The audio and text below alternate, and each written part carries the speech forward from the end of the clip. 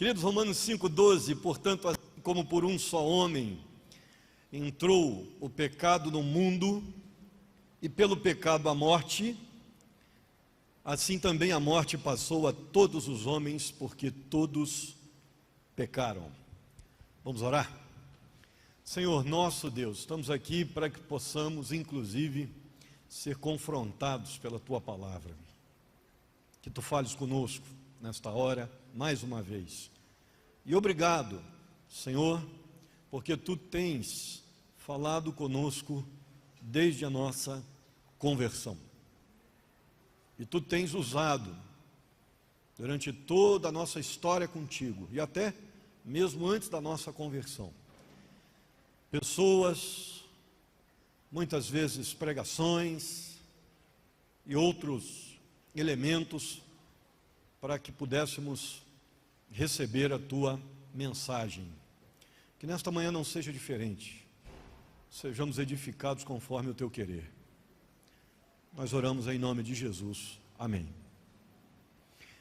Considerações importantes sobre esse pecado que herdamos de Adão. Nós estamos estudando bastante essa questão porque é importante que nós entendamos exatamente como é que funciona esse pecado que existe em nós, como ele se manifesta. Alguns manuais antigos da guerra já diziam que se você deseja vencer o seu inimigo, você precisa conhecê-lo. Conhecer o pecado é importante, porque ele é um dos nossos maiores inimigos, o pecado. Talvez o seu maior inimigo não seja o seu chefe, como você pensa, mas sim o que está dentro de você aí, aguardado, aliás, guardado todo dia, velado, e que muitas vezes você nem percebe. Pois é, a lição que nós aprendemos sobre pecado com o apóstolo Paulo, principalmente quando ele diz assim, portanto, assim como por um só homem entrou o pecado no mundo, é que o pecado é um intruso. Essa é a lição que vamos aprender hoje. O pecado é um intruso, ele não foi projetado por Deus. Não era desejo de Deus, embora não fosse surpresa para Deus. Isso também é importante que nós entendamos. Não foi projetado, não era da vontade de Deus, mas era inevitável. Porque um ser humano livre sobre a face da terra, para fazer o que quisesse com a sua vida, mais cedo ou mais tarde, iria desenvolver a desobediência a Deus, iria optar por escolher alguma coisa que não fosse da vontade de Deus. Brincando com o Martinelli está ali, não tinha visto não. Coisa boa. A Bíblia afirma que Deus criou o homem reto, Eclesiastes 7:29, e o termo traduzido geralmente como reto, correto, íntegro, aqui o termo yashar, dá uma ideia de alguma coisa que de fato é reta, que não tem curvas, que não tem alterações. Deus criou o homem assim. As Escrituras também declaram que Deus, ao final do seu ato de criação do mundo, olhou para o homem, Gênesis 1:31, e disse: o que criei é muito bom. Ou seja, o homem foi criado bom. Você não foi criado do jeito que você está hoje. A criação era extraordinária. Ainda essa verdade é vista pelo fato das Escrituras afirmarem que Deus criou o homem à sua imagem e à sua semelhança, Gênesis 1:26. E essa imagem e semelhança, obviamente, não dizem respeito à questão da imagem física, mas sim do padrão moral de Deus. E há uma doutrina hoje que nós ensinamos nos seminários, nos cursos de teologia, chamada de, vou simplificar para vocês, porque eu ia falar propriedades de Deus, mas é um termo que a gente não escuta muito. O termo geralmente mais usado é atributo. Os atributos de Deus são propriedades que o Senhor tem, fazem parte da sua natureza. E Deus, quando nos criou, alguns desses atributos, Ele nos deu a condição de imitá-lo. de praticá-los no nosso dia a dia. Por exemplo, Deus é onipotente, Deus é onisciente, Deus é eterno. São coisas que nós não temos como imitá-lo. Não podemos saber de todas as coisas. Não podemos estar presentes em todos os lugares ao mesmo tempo, como Deus está, inclusive no inferno. Mas no inferno Ele está para punir. Nós não podemos ter a eternidade. A Bíblia vai dizer que Jesus é o Pai da eternidade, porque nós tivemos um início. Por mais que tenhamos vida eterna em Cristo, nós não somos eternos, porque nós tivemos um início. Uma pessoa eterna, ela não tem princípio nem fim. Ela nunca nasceu, ela não tem criação. Ela é autoexistente. Esse é o significado de quando Deus disse a Moisés: eu sou o que sou. Ou seja, sou eternamente, nunca deixei de ser, nunca vou deixar de ser. Eu sou eternamente. Só Deus pode ser assim. Mas a Bíblia diz que Deus é amor, e a Bíblia diz: amai-vos uns aos outros. Esse é um atributo que Deus nos permitiu imitá-lo. Nós podemos amar as pessoas que estão ao nosso redor. A Bíblia diz que Deus é paz, e Ele é paz absoluta, plena, e nós podemos sentir paz. E se você quiser dar uma ampliada na sua ideia de atributo que você pode imitar a Deus, é só olhar para o fruto do Espírito. O fruto do Espírito é um compêndio de atributos que Deus tem e que Ele nos permitiu desenvolver. Amor, alegria, paz, benignidade, bondade, mansidão, fé. São atributos, com exceção aí de fé e talvez domínio próprio. Com relação ao domínio próprio há discussões. Todos os demais estão em Deus perfeitamente. Deus não precisa ter fé, porque Ele é o objeto da fé. Ele não é um agente de fé, Ele é o objeto da fé. Nós temos fé nele. Ele não precisa ter fé em si mesmo. Mas o fruto do Espírito nos mostra o quanto nós podemos imitar a Deus. Então nós recebemos essa moralidade de Deus, essa prática de Deus, podemos. E em Cristo, quando nos entregamos a Cristo, esse negócio se potencializa de uma maneira colossal. Porque agora nós não temos apenas uma vontade de fazer. Quando nós estamos em Cristo, nós temos condições de fazer. É o próprio Deus agindo em nós. Silas Daniel, um teólogo da Assembleia de Deus, que é hoje o teólogo mais renomado da Assembleia de Deus, seus escritos são muito bons. Ele diz o seguinte: a imagem de Deus se aplica diretamente ao nosso ser imaterial e apenas em um segundo plano ao nosso corpo físico.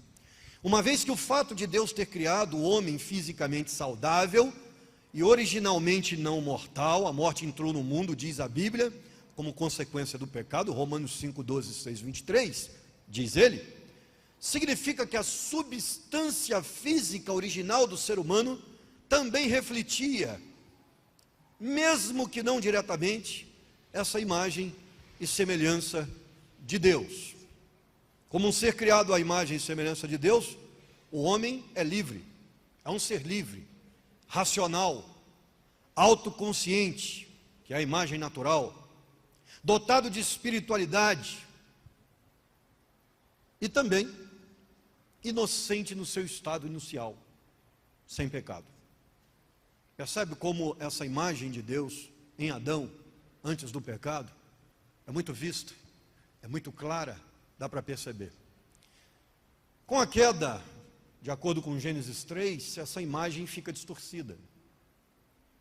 A imagem de Deus em nós se distorce. E os nossos problemas começam. A imagem nesse sentido foi danificada. Ela foi transmitida mesmo assim a todos os seus descendentes. São vários os textos bíblicos que mostram que nós temos a imagem de Deus, mesmo corrompida. Gênesis 5:3, Jó 14:4, Salmo 51:5, 58:3, João 3:5 e 6, Romanos 8:5, 8:13, Atos 17:26. Nós recebemos essa imagem. ainda carregamos essa imagem e semelhança de Deus. E o que isso nos ensina? Porque até agora eu não dei muita informação para a sua prática, para o seu dia a dia. O que isso nos ensina? Já que a imagem foi corrompida, já que o pecado é um intruso, ele atrapalhou nossa caminhada, isso nos ensina, em primeiro lugar, que nós temos uma inclinação natural para o mal. Nós precisamos percebê-la. Eu vim de uma reunião agora com os diáconos, fiz uma reunião com o corpo diaconal, para pedir um conselho sobre uma decisão que precisamos tomar na igreja. Quando eu sentei ali, eu senti que numa determinada situação, eu pequei, quando estava na reunião com eles. Porque eu dei uma informação que eu não precisava ter dado. Sobre um terceiro, e que não tinha necessidade. Foi apenas para, talvez até mesmo tentar mostrar ao corpo diaconal, que às vezes a gente não percebe o cuidado de Deus por nós, e às vezes Deus está cuidando para a gente, evitar alguns problemas, e eu queria confortar os nossos diáconos com essa palavra, porque às vezes a gente perde uma pessoa, mas é uma pessoa tão difícil que a gente não consegue imaginar por que a gente perdeu. E depois a gente vai perceber, Deus estava nos livrando de algumas situações. Eu comentei sobre uma pessoa com eles. Só que quando eu sentei ali, Deus falou comigo assim: aqui, desnecessário. Não precisava ter dito aquilo.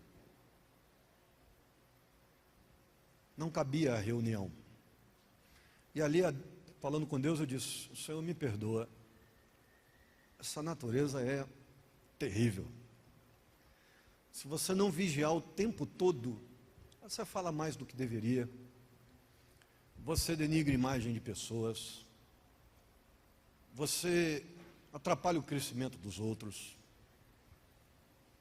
E o pastor que está sujeito a isso é aquele homem que está ali, pelo menos aqui no nosso caso, sustentado para estudar a Bíblia o dia inteiro, orar o dia inteiro, ter tranquilidade para se cuidar. Eu fico imaginando você na correria do dia a dia, tendo que equilibrar a sua vida espiritual com um monte de coisa que você tem que fazer. Ou seja, o seu tempo para cuidar da sua espiritualidade é muito menor do que o meu. E eu vejo a minha velha natureza fazendo uma arruaça comigo de vez em quando. Eu fico imaginando o que vocês não passam no dia a dia. Porque eu estou em contato com a Bíblia o tempo todo. E mesmo assim eu percebo as pontadas da velha natureza. O que me consola? O que me consola é que Paulo passava pelo mesmo. Tinha tão tal de um espinho na carne, colocado por Deus a serviço de Deus, mas colocado por Satanás a serviço de Deus, para ficar mais correto.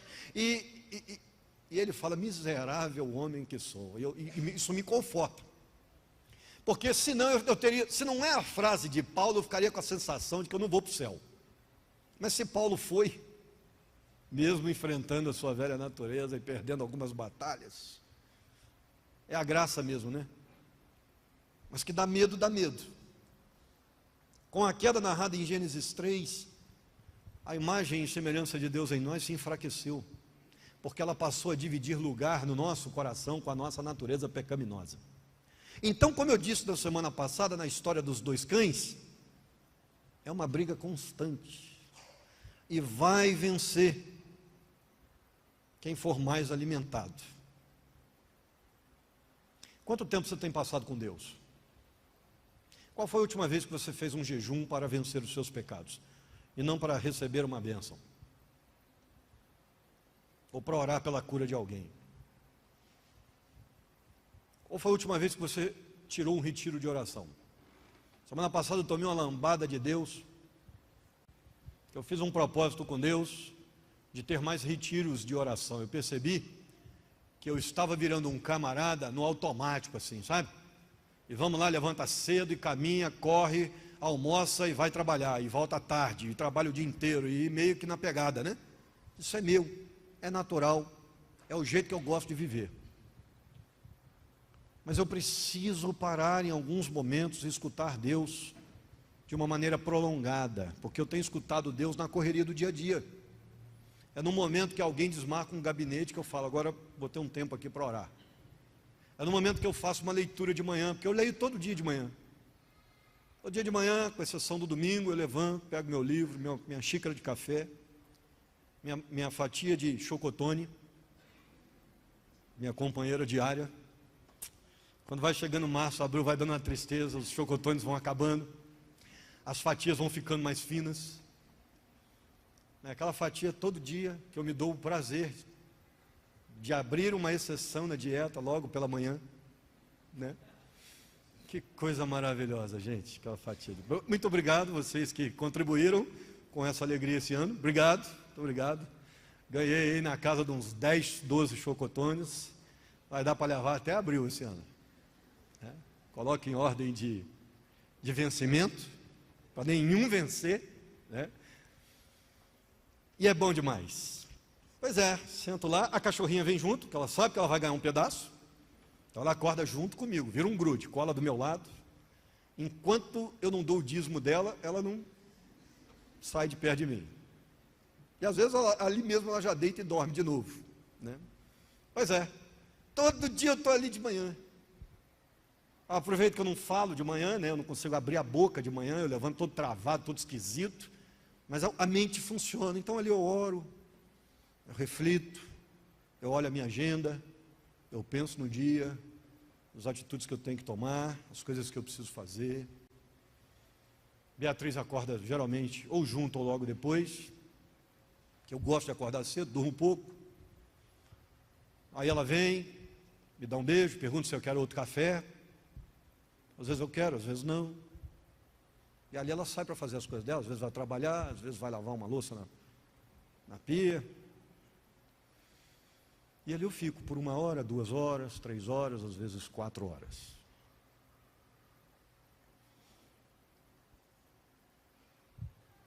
Eu criei essa rotina justamente para não deixar a vida passar corrida demais sem ter tempo para Deus. Então as manhãs, eu agora inclusive nem estou olhando muito celular mais de manhã.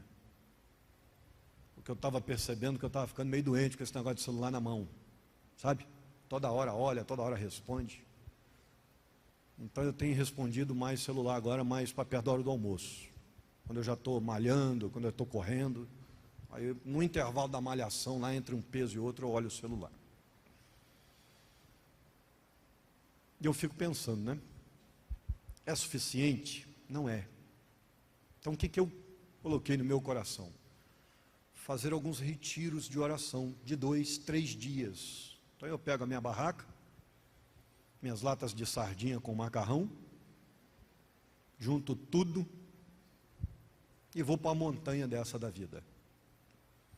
E eu já tirei ali 6 finais de semana, 7 finais de semana, onde geralmente eu vou na quinta ou na sexta e volto no sábado. Durmo para lá, acampo no meio do mato. Da última vez um lobo-guará me fez companhia. Fiquei com medo daquele bicho, rapaz. Falei, eu vou dormir e vai arrancar uma orelha minha aqui, rapaz. O bicho é sinistro. Pois é. Foi muito bom. Tem sido bom. Eu o aconselho a fazer o mesmo. Tirar alguns dias inteiros com Deus, dias de oração, dias de jejum. Porque a nossa velha natureza tem muita força sobre nós. Nós somos terríveis quando a alimentamos. E tomamos decisões terríveis também quando ela fala mais alto. E precisamos alimentar o nosso espírito. O Salmo 8, versículos 4 e 5, nós lemos que o homem mortal foi criado originalmente pouco menor do que os anjos e coroado de glória e honra. E na sequência dessa passagem bíblica, o salmista lembra que Deus criou o homem originalmente para sujeitar as coisas debaixo de si mesmo, como podemos ver no Salmo 8, 6 a 8, e também em Gênesis 1, 28 a 30. Porém, o escritor de Hebreus vai dizer mais à frente, que por causa da queda, ainda não vemos que todas as coisas estão sujeitas, pois elas ainda não estão ao nosso alcance cronológico, ainda não chegou esse tempo para nós. Hebreus 2:8. Isso porque o pecado nos afetou durante a caminhada. A Bíblia assevera que após a queda o homem passou a ser escravo do pecado. João 8:34, Romanos 7:14, 2 Pedro 2:19.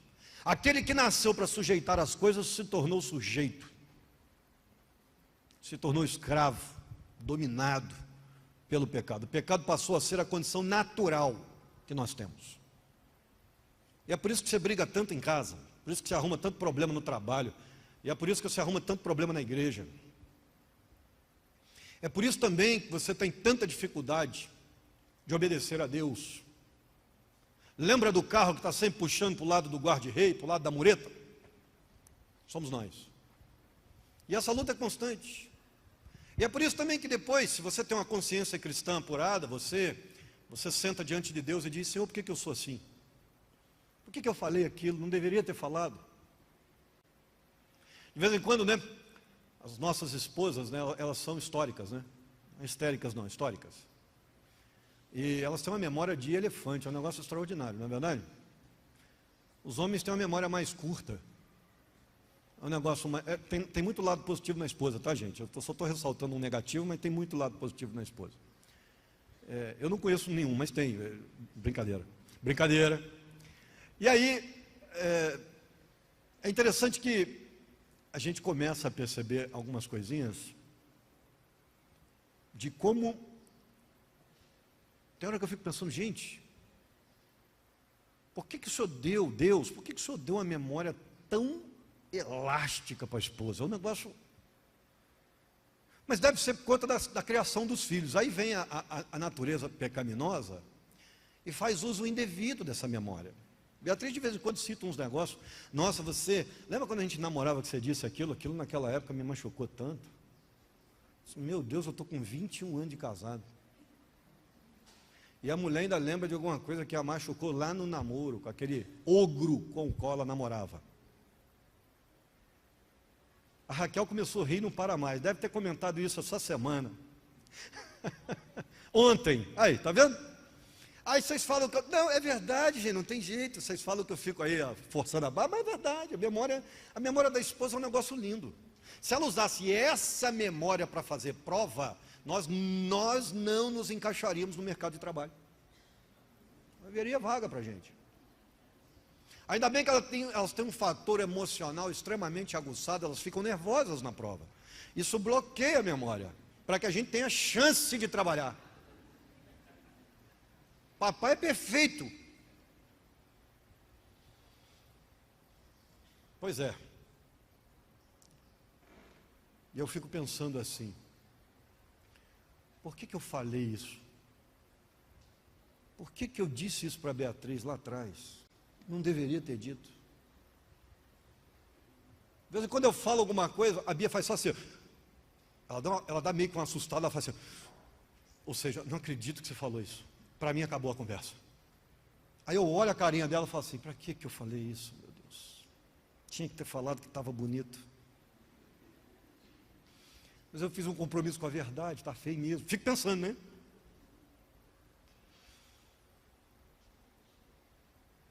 É um negócio complicado. Como é que a velha natureza da gente é terrível. Você já percebeu que você tem algumas manias que não passam? Que um monte de gente já disse para você que o negócio não é legal, e você continua fazendo a mesma coisa, já percebeu? E não consegue mudar. E você persegue isso, quando você vê, você já fez. Já viu? E você vai para a presença de Deus de novo e diz assim, Senhor, mas errei com isso de novo, não é possível. Será que eu vou morrer com isso? Essa é a natureza que a gente tem. A Bíblia afirma que a natureza é corrompida, que o pecado habita o ser humano como uma natureza que lhe foi infundida após a queda. Como diz Paulo, o pecado habita em mim. Romanos 7,17. E quando a Bíblia fala de pecados, no plural, geralmente ela está falando de ações, de intenções, de coisas que você deveria ter feito e não fez. Mas quando ela fala de pecado no singular, geralmente ela está falando dessa natureza que nós temos, dessa inclinação, que nos é natural desde Adão, chamada de natureza adâmica. Através dela, a inclinação do homem passou a ser para o mal. Sua inclinação sem Cristo é sempre para o mal. É a inclinação. Não estou dizendo que todos os seus atos sem Cristo eram maus. Não, não eram. A Bíblia vai trazer uma pá de informações de que o homem, ele pode cometer atos bons, ele pode ser abençoador, mesmo não sendo crente, mesmo não sendo servos de Deus. Os homens podem produzir coisas boas, até porque a imagem de Deus no homem ainda está lá. Ela está meio distorcida, mas ela ainda está lá. O homem tem consciência de bondade, ele tem consciência do que é bom, e ele pode também decidir por fazer coisa boa para as pessoas. Eu fui visitar uma pessoa uma vez, que não era crente, mas ela de vez em quando ia à igreja, porque o filho era da nossa igreja, a nora, neto. E um dia eu fui visitá-los e a sogra morava junto, a mãe, né? Mãe de um, sogra do outro, lá morava junto, na mesma casa. E ela virou para mim e falou assim: pastor, você sabe que eu não sou da igreja do senhor, mas eu considero o senhor meu pastor. E eu fiquei sabendo que o senhor gostava de arroz doce. Fiz um arroz doce para o senhor.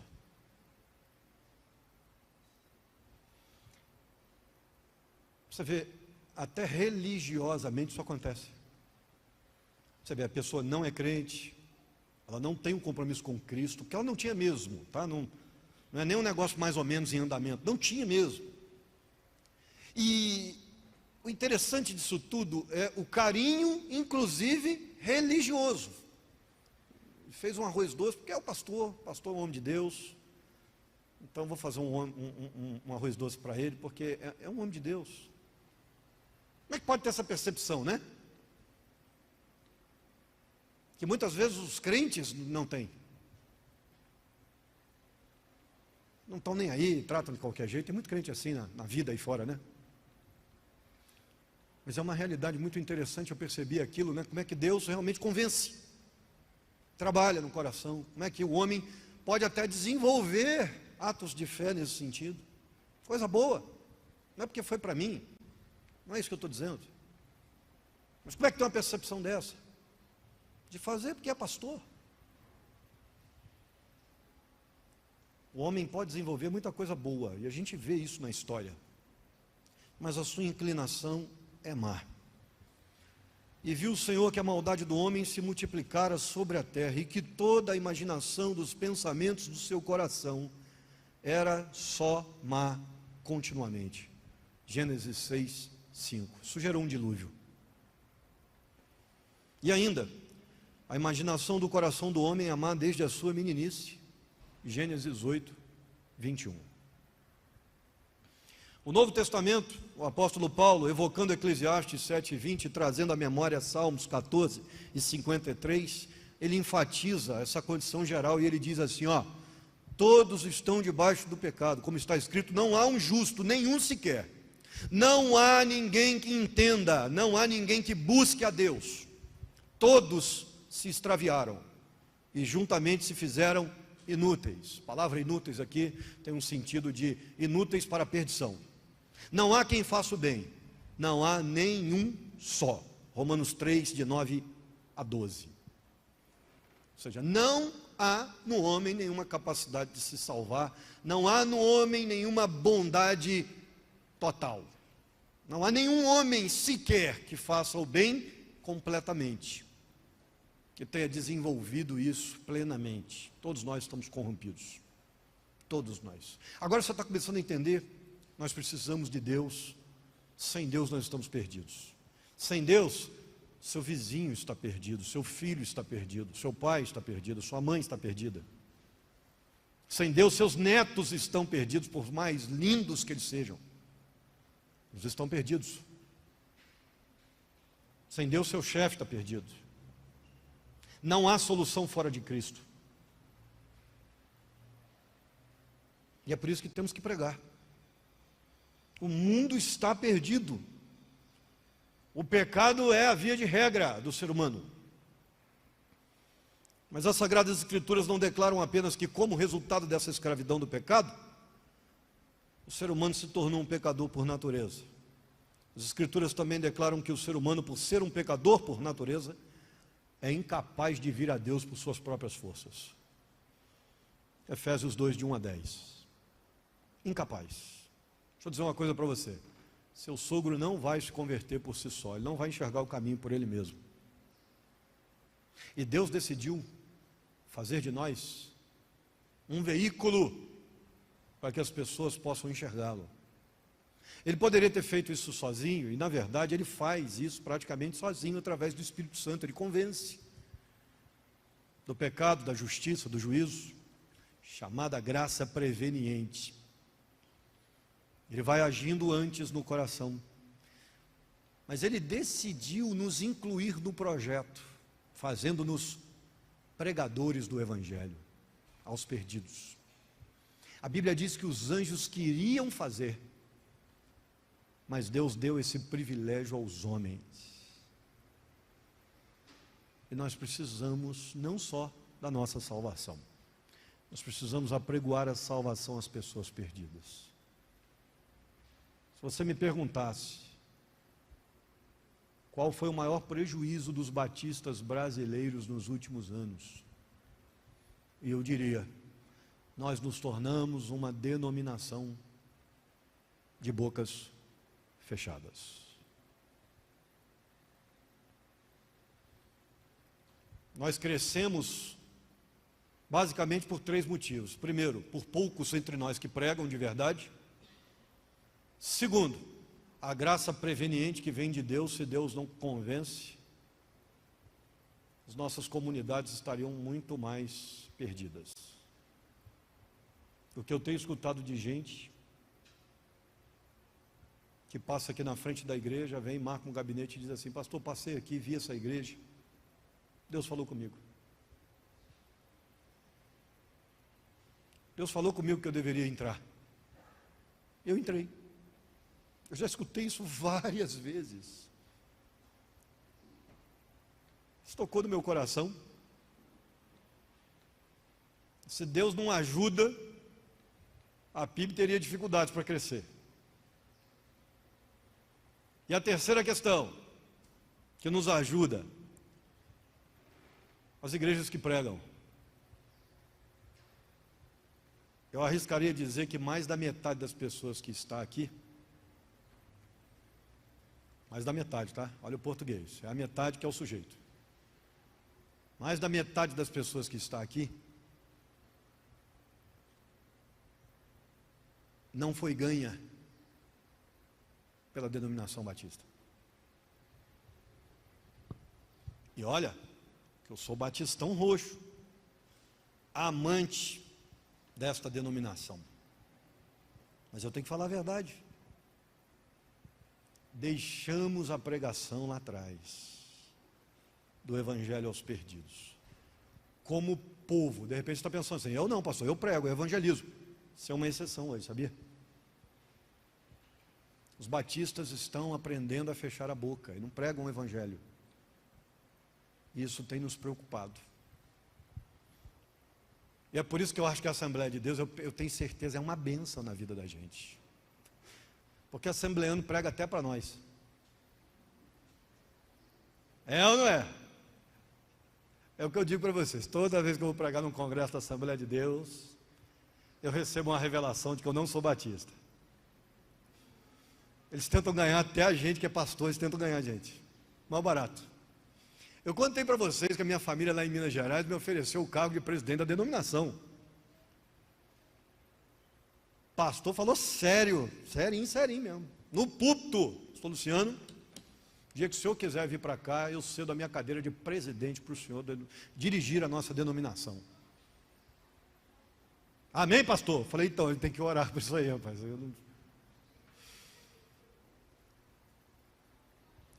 Coisa louca, né? Os caras pregam mesmo. A gente também precisa pregar, viu? A gente precisa reaprender a pregar o Evangelho. Porque o mundo está perdido, seguindo a sua velha natureza. Quer ter um mundo melhor? Prega o Evangelho. Quer ter um ambiente de trabalho melhor? Pregue o evangelho. Se o seu chefe se converter, o negócio vai ficar uma bênção. Ele vai virar para você e falar assim: a partir de hoje, acabou isso aí, trabalha domingo mais não. Ah, que bênção! Eu já escutei membro falando isso aí. Não, pastor, meu chefe se converteu, acabou com o serão no domingo. Ele quer todo mundo na igreja domingo. Olha só! Quer que o seu chefe seja menos mala? Prega o evangelho para ele. Quer que o seu vizinho pare de ter aqueles bailes de madrugada? Ou então tocar aquele tambor na sexta-feira, 1h da manhã? Prega o evangelho para ele. Você vai dormir melhor. Quer que a sua sogra pare de te dar uma alfinetada? Eu falo muito da sogra, mas tem nora também que, ó, nasce juntinho com o capiroto e para desmembrar é difícil, tá? Pois é. Você quer? Pregue o evangelho para ela. Ao invés de você ficar lá, moça, vai levar sua mãe na igreja não, né? Larga de ser orelha seca, isso é burrice, depois você tira no pé a pessoa. Não, porque eu não suporto a sua mãe. Ela vai no carro daqui lá falando mal da vida dos outros. Seja inteligente. Filha, vamos falar mal da vida de Moisés? Conhece Moisés? Moisés foi um homem de fé. Insira a conversa. Mude o assunto.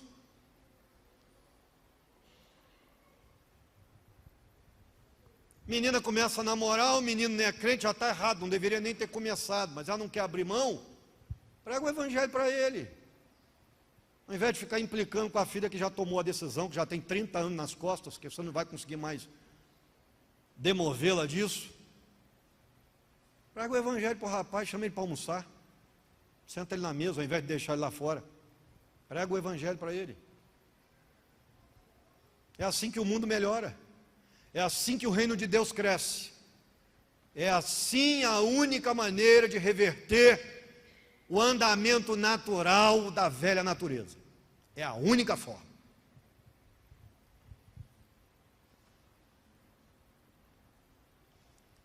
Amém? Prega o evangelho para você todo dia e prega o evangelho para as pessoas que estão ao seu redor.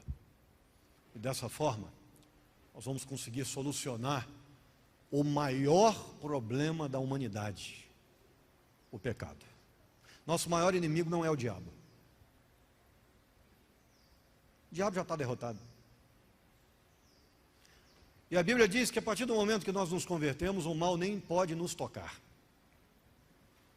Um maligno não nos toca. Então nós temos um inimigo que, em relação à nossa vida, está desarmado, desativado. A única coisa que ele pode fazer é usar as suas ferramentas humanas para atrapalhar a nossa vida. E ele o faz. Levanta oposição, levanta gente, ele vai fazer isso. Mas ele nem pode nos encostar. Porque todos os bens de um servo, quando entra para um reino, passam a pertencer ao seu Senhor. Então o que eu tenho não é meu, é do Senhor. E Deus não toca, e o diabo não toca naquilo que é de Deus.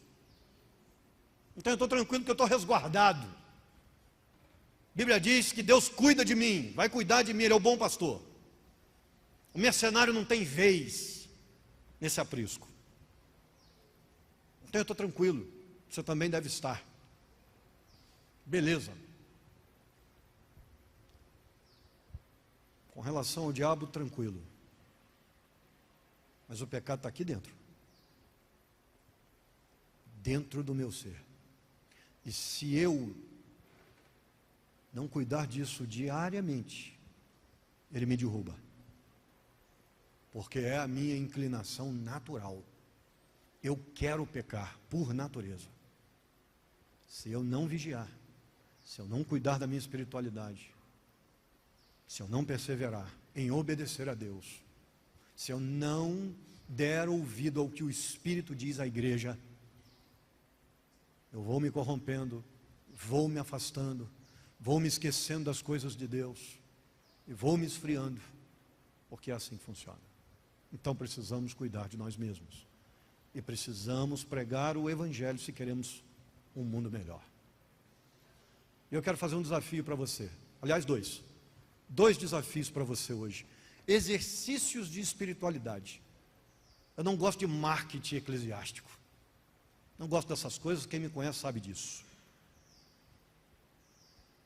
O que me interessa é o seu crescimento espiritual e eu trabalho por isso constantemente. E eu queria fazer 2 desafios para você. O primeiro deles, passe a tirar um tempo de oração, de leitura da palavra, de meditação, todo dia. Todo dia. Você não precisa fazer isso no domingo, você já faz vindo ao culto. Mas tenha um culto todo dia. Com a família ou sozinho. Mas tenha. Se puder fazer os 2, melhor ainda. Lá em casa a gente não consegue. A gente não consegue fazer culto. A gente não tem o hábito de fazer culto para o casal. Porque a vida da Beatriz é minha vida, é igreja. A gente respira igreja, a gente gosta de igreja, a gente está sempre na igreja, a gente está sempre envolvido. Ontem eu cheguei em casa 1h30 da manhã. Era 1h30 mais ou menos, mãe? Aquele horário era, né? Eu fui pregar em Itaim. A Bia estava junto, fomos para o culto, adoramos juntos. Não precisamos fazer outro culto quando chegamos em casa. Viemos de um culto. E a gente ama a igreja. Então, claro que para a gente é mais fácil. Se você não tem a facilidade para estar sempre em culto, para estar sempre falando das coisas da igreja, estabeleça um culto em casa. Faça isso. Tenha ambientes. Amor, senta aqui, vamos orar junto. Vamos ter um momento aqui de oração. Compre um devocional. Isso é importante. Primeira coisa, tire tempo. Faça isso. Segunda, comece a retomar a concepção de que Deus tem colocado você estrategicamente à vontade dEle em alguns lugares para pregar o Evangelho. Então não deixe de pregar. Você está ali para cumprir uma missão. Cumpra a missão. Pregue o Evangelho. Seja luz. E pare com essa coisa de usar palavras só se necessário. Isso está transformando a igreja numa igreja calada. Essa frasezinha teológica não está na Bíblia. Isso foi cunhado por um teólogo. Crente tem que abrir a boca e tem que ter bom testemunho. As duas coisas funcionam muito melhor. Esse negócio de que eu prego com a minha vida, olhem para mim se quiserem se converter. Falou Jesus. Sua função é pregar o Evangelho, abrir a boca. Pregue o Evangelho. Use a vida como ressalva, não como mensagem principal. A mensagem principal é o Evangelho, não é você. A mensagem principal é Cristo, não é o Alex. Então que bom que eu prego e as pessoas vejam, ele vive o que prega. Isso é fantástico. Mas pregue. Não adianta pregar só com a vida não. Porque as pessoas, elas não precisam olhar para você. Aliás, não é suficiente que elas olhem para você. Deus criou o mundo. Olha que Deus é esse. É só de olhar para as estrelas, para a lua, para o sol, você vê que tem algo extraordinário nesse planeta. Não precisa de você. Agora, quando você prega o Evangelho, as pessoas passam a entender o caminho. Opa, tem um caminho então. Eu posso encontrar esse Deus, tem um caminho. Isso fica muito mais fácil.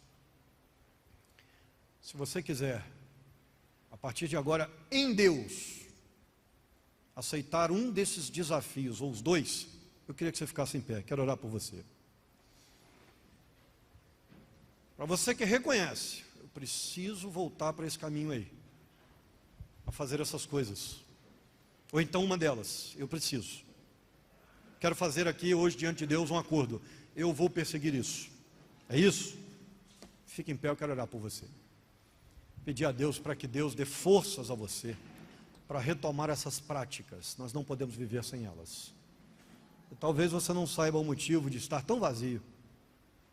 Quando nós deixamos essas práticas, nós nos esvaziamos. Senhor, muito obrigado por tudo aquilo que ouvimos. O pecado na nossa natureza nos ensina muito, principalmente sobre a necessidade de estarmos alinhavados ao Senhor. Não podemos deixar a videira de jeito nenhum, nos afastar, de maneira alguma. Abençoe, ó Deus, estes que de pé estão e que reconhecem que precisam mudar algumas coisas a partir de agora e que fazem diante do Senhor hoje aqui um acordo. Que Tu abençoes os Teus servos, dês para eles as estratégias corretas, a disposição, a direção, porque a Tua palavra vai dizer que é Tu quem fazes em nós o querer, produzes em nós o querer e o executar. Então, estejas, ó Deus, trabalhando na vida dos Teus servos, para que essa velha natureza seja cada vez mais minimizada, anulada em nós, que a carne seja realmente morta e que o Espírito cada vez mais vivificado possa produzir aquilo que Tu desejas de nós. Abençoe os Teus servos na sabedoria para tirar tempo, tanto para pregar o Evangelho às pessoas perdidas, quanto para cuidarem de si mesmos. Nós Te pedimos isso. Abençoe o Teu povo. Nós oramos em nome de Jesus. Amém.